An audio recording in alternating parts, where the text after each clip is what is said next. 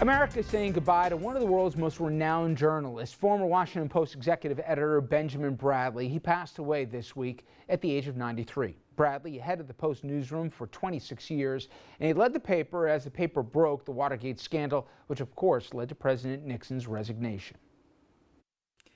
Ben Bradlee was always a newspaper editor from Central Casting, so it hardly seemed surprising when he turned up in a film played by Jason Robards. The film, of course, All the President's Men, and it captures Bradlee in his finest hour. I can't do the reporting for my reporters, which means I have to trust them. Bradlee was the executive editor of the Washington Post in 1972, when several men were arrested for breaking into the Democratic National Committee headquarters at Washington's Watergate building complex. What followed became a ticket to history for Bradlee and for the two young Post reporters who worked the story.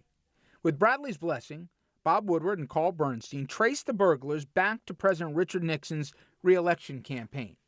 In my naive way, when I first came to this town, I didn't think presidents lied. What the White House first called a third-rate burglary snowballed into the biggest political scandal in United States history. With shoe leather and ink, Woodward and Bernstein unraveled the Watergate conspiracy and Richard Nixon's presidency. When it came out that he had ordered part of the Watergate cover-up, Richard Nixon became the first U.S. president in history to resign his office. Woodward and Bernstein's best-selling account, All the President's Men, became a film starring Robert Redford and Dustin Hoffman. Along with their mentor, Ben Bradlee, they became the stuff of journalistic legend. Benjamin Bradlee was born a Boston Brahmin who traced his ancestry to colonial times. When they were both young men, he met the young Senator John F. Kennedy, and the two became close friends. Bradlee and his wife, Sally Quinn, were longtime pillars of Washington society. Bradlee was editor of the Washington Post from 1968 to 1991. He is credited with turning the Post into a world-class newspaper. The perfect legacy for a world-class newsman. Bradlee is survived by his wife, 3 children, and of course that legacy. And tonight we're very pleased to be joined by Louis Picardi, who is a former president and CEO of the Associated Press. Mr. Picardi headed up the AP's global operations president for nearly half of his career with the press, which spanned over the course of 36 years. He's also had the pleasure of knowing Ben Bradlee personally, and along with our good friend Dominic, he's kind enough to join us here. And first off, before I talk about his legacy and the then and now of journalism, talk about how you knew him. Well, I was not an intimate, but if you run the AP, you're supposed to know people like Ben, although there were not a lot of people like Ben, I have to say.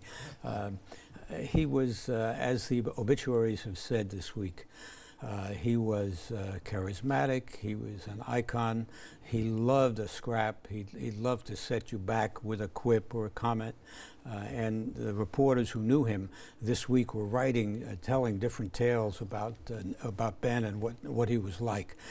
He was a man for his time. He said himself that he was in the right place at the right moment, and he managed not to mess it up.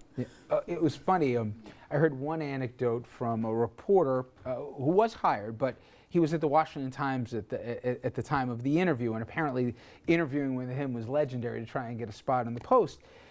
And he said, I sat down, I expected the classic, well, where do you want to be in your career in 5 years? And he said, all right, are you a Moonie? Because Sun Myung Moon, remember, ran the paper, the Washington Times. He didn't know what to say. He said, no, I'm not Moody, I'm just trying to get a job. And he said, but in many ways, that's who he was. He got to the point, but also, could he have done some of the stuff he did then today? Ben Bradlee could have. I don't think we're going to see any more, frankly, like Ben. He was such a powerful personality and had a publisher who supported him immensely in Katharine Graham. So I think Ben could do it now, but the environment is so different in almost every respect.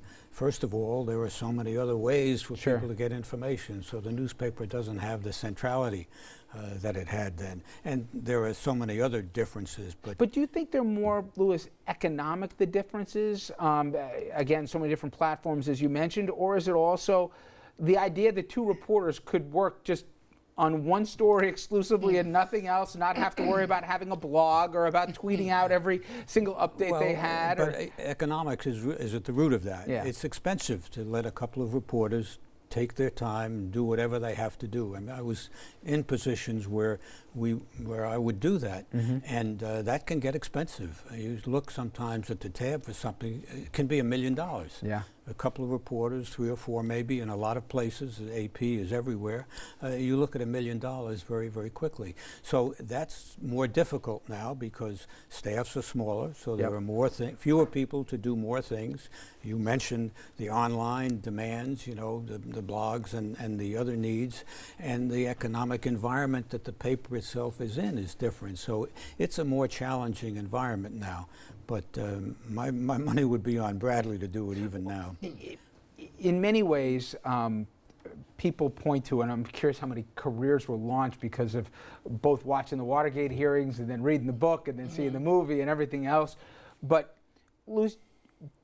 many people ascribe Watergate and the inevitable resignation of Nixon as an end of also blind faith in government, or blind faith at least in the presidency. And they say that's healthy, but also with it, it's kind of led us to the road of the cynicism that we see today, that, you know, and the dysfunction and obviously the partisanship. Do you buy that at all?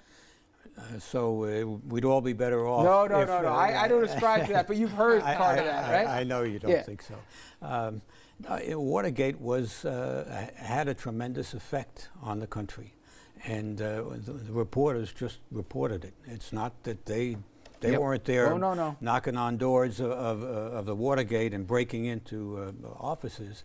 It certainly did have an effect, and it led some reporters and some papers and some news outlets to maybe go a little further than I myself would have been comfortable with their doing. That's one of the legacies of Watergate. But I don't think you can take away from what these two kids did. You know, Woodward and Bernstein soon became known as Woodstein. They were so close, and they were courageous guys. And so was Bradlee to do it.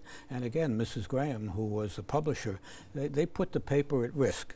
You know, Ben and she put the paper at risk, and put an awful lot on those young men. And that's why the story had the resonance that it did. You give us a unique perspective that few people can, being in the business as long as you have. What's the legacy of Mr. Bradlee on current day political reporting? Well, that's a very interesting question, because Ben's leadership of Watergate and the Post occurred in a different climate. I think it serves, he and the paper and what it did then, serves as an inspiration for the best of what we can do. And that's not such a bad legacy. Do you think that maybe there's a message or a lesson there that, for me, the investigative reporting is still, you can only get it through a newspaper anymore for the most part. I mean, if with all the aggregators out there, without everybody who's trying to be the first one to tweet in X amount of characters, we lose something with the death of investigative journalism. And you know, if people don't care at home, but the fraction of bureaus you have anymore around the world, the fraction of, you know, even domestically, how many people have Washington shops anymore, and how many people just share one? We lose something out of that, don't we? I think State houses too. The country does lose something with diminished reporting staff. Using the term globally. But, you know, we're in an economic reality at the moment, and we're in a reality of so many other new sources and resources. So investigative reporting is being done. It's not quite being done by the same people. Sometimes I worry a little bit about how careful it is. You know, Bradlee's claim to fame in part is that if he thought the story wasn't quite ready yet, he'd just throw it back at you and say, you know, do it again, do more, knock on another door. Breaking eggs, it still goes on right now, but I'm curious, you've been in more newsrooms than we have. Could you still get away with some of the ways he dealt with, I mean, even look at the Times newsroom and all the delicate egos that we've seen that have come out of that recently. Can you still do with that, with some of the sensitivities of today? I brought something with me that addresses that. I saw a newspaper the other day announcing, a fair-sized paper, announcing they're reorganizing the newsroom, and these were the new titles. Managing Director, Customer Experience, Managing Director, Opinion and Community Engagement, Senior Director of Content Strategy. That's part of a new way of looking at newsrooms. That's not Bradlee. No. Bradlee would have, somebody would have been finding a place far outside his office if they had tried that with Ben. The way things are changing now, do you think there could be some enterprising reporters to break a Watergate, or is it too type story, or is it too competitive with so many different outlets and digital and internet and so on? That'd get out by day 2 instead of... Right. No, I think they certainly could. Absolutely. I have no doubt about that. And if they were working for a news organization that wasn't quite courageous enough to do what Bradlee and the Post did, I promise you it would be on somebody's blog the next morning. It would be leaked immediately. So there's an advantage to all of these sources of information. It does present a challenge for the reader, for the viewer, for the citizen, finding who's believable, whose word can I really trust. Now, there are those people who tell you they didn't trust the Washington Post and didn't trust those young reporters, but they were proved right. Absolutely. And the profusion now of media and of information streams is in one sense great.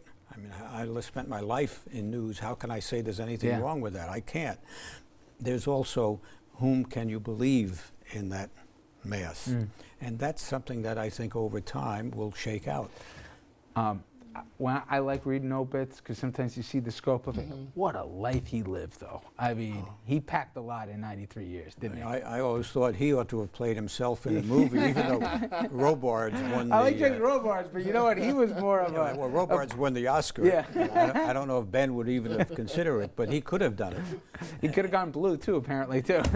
Maybe so. Lou, thank you so much. I really appreciate you coming with us. Thank you. Okay, everybody, when we come back, we're getting close to Election Day, and the Attorney General Eric Schneiderman joins us on RFL talking about his run for re-election, as well as his challenger, and also about that Moreland Commission. We'll talk about that after this.